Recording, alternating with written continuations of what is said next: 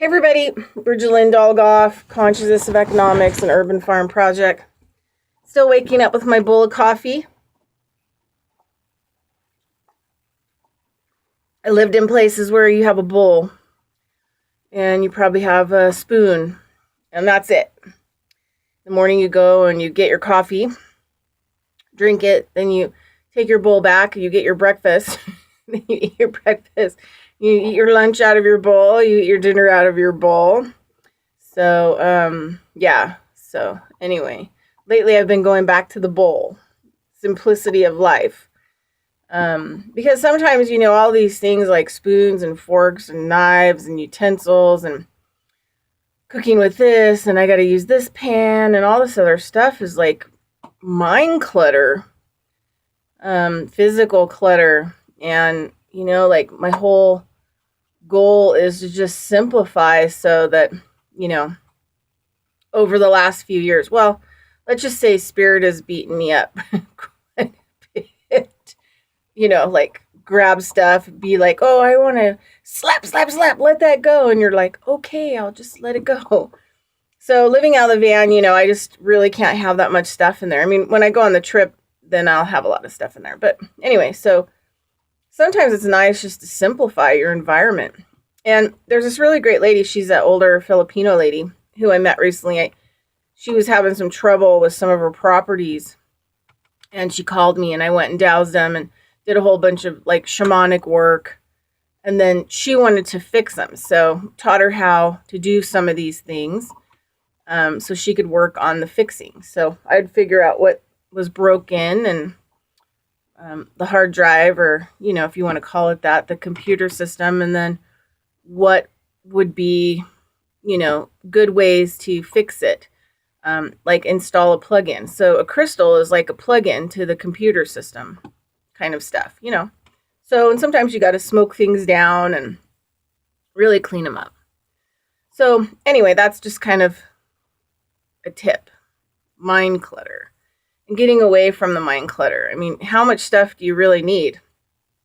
And do you want to, you're already a slave to this reality. So how much more of a slave do you want to be to all your laundry, to, everything in your refrigerator that needs to be? This is an interesting thing. I did the Bullock. I did like a 4 or 5 day permaculture stay up there. It was awesome. There was this massive tree on the property, Bullock Permaculture. I learned a lot of amazing things there just in 4 or 5 days. There was a huge tree, and I got to put my tent up underneath the tree, and it just rained the whole time I was there because it's in Orca Island. And no rain got underneath this tree, and it was like huge, and the branches came down, and so underneath it was really a trip. It was like really an interesting energetic vibration. So one of the things that they don't really have a fridge. They had this for everybody there. They had this one fridge that was outside that, barely worked. And it's because they ate everything fresh, or it was in the food cellar. I mean, they bought very little onto the land. I mean, everything else they pretty much grew.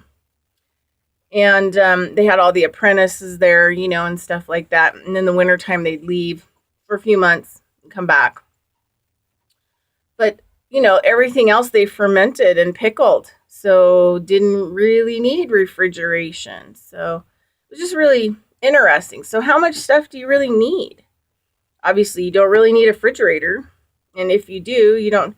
I mean, people have freezers and freezers and freezers of stuff. It just blows me away. Nowadays, I'm just so overwhelmed, when I go into people's houses. I mean, because you don't even really need a house. Maybe in the wintertime, I mean, you need maybe some kind of shelter to keep yourself, but you don't really need a house. It's just a storage facility for all this stuff that you pay storage on. And sometimes the mortgage payments are like $2,000 a month. You're like, what? For 30 years? Means like, a regular storage shed, you can, put your stuff in and get your spring stuff out and your summer stuff in and whatever else. You might spend a couple $100 a month. not 2,000 a month to store your stuff that you need. Anyway, so just some thoughts on mind clutter, physical clutter. Oh, I was going to tell you. So the Filipino lady, she had this thing like in Feng Shui. She was like super traditional Feng Shui. We're talking like, Asian style, real Feng Shui, not just, American type kaka Feng Shui.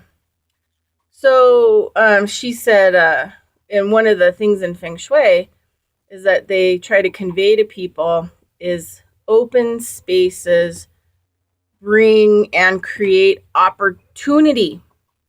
So opportunity could be a new job, a new relationship, family, healing, getting over mental illness, getting over cancer, bringing the things to you to end whatever drama, trauma, conflict, dis-ease, whatever is causing your dis-ease. So I just really like that. I mean, I always wondered why, Asian societies really had simple things like you just might have a bed in a room, right? And the bed is always kind of close to the floor. A table in a room where the table is close to the floor and you sit down, right? And then it's all bowls and chopsticks. I mean, there's really nothing else, and you just get what you need. I mean, it's simple, and they don't have a lot of storage and all these plates and pots and pans and freezers and refrigerators and all over their house stuffed with stuff that they're never going to eat. I mean, if they were going to eat it, they would have already eaten it. So it's always weird when people buy stuff and stockpile it in their house, and it's like stuff that they're not eating. So why are you buying it? So it's just so bizarre to me anymore. So just some thoughts on, clutter, because physical clutter, physical body has a harder time trying to release everything. So the more physical clutter you have, the more complicated everything is, and the tougher it's going to be in order for you to rise up spiritually and all these other things, because you usually have spirit, and then there's the spark, and then it's how it plays out into the mind, and then how it plays out into the emotions, and then how it's going to play out into the physical world, right? So this is either, darkness coming through, spiritual stuff. You have too many boogies, you have too much clutter, too much spiritual clutter. You have all these things that are coming into your house that have all kinds of other energy, especially from people who died. So in the Paiute, they have what's called the crying dance. So they go to the house and they throw everything into a big ceremonial bonfire. So if the person didn't realize that they died, they will have an empty house and they'll be like, whoa, I died. Okay, I'm going to start making the transition over to the other side. So, and that's kind of like how that's handled and managed, Not all Paiutes do that. I mean, some of them have moved more to the Christian organized religion, but a lot of the traditional stuff, the way that the ceremonies are designed is to unclutter, and especially unclutter that physical house the person, lived in that died, so that they know that everything's gone. If they have a spouse, what they do is they move the spouse to another room, and they'll get rid of a lot of the stuff, but then they'll greatly change the house.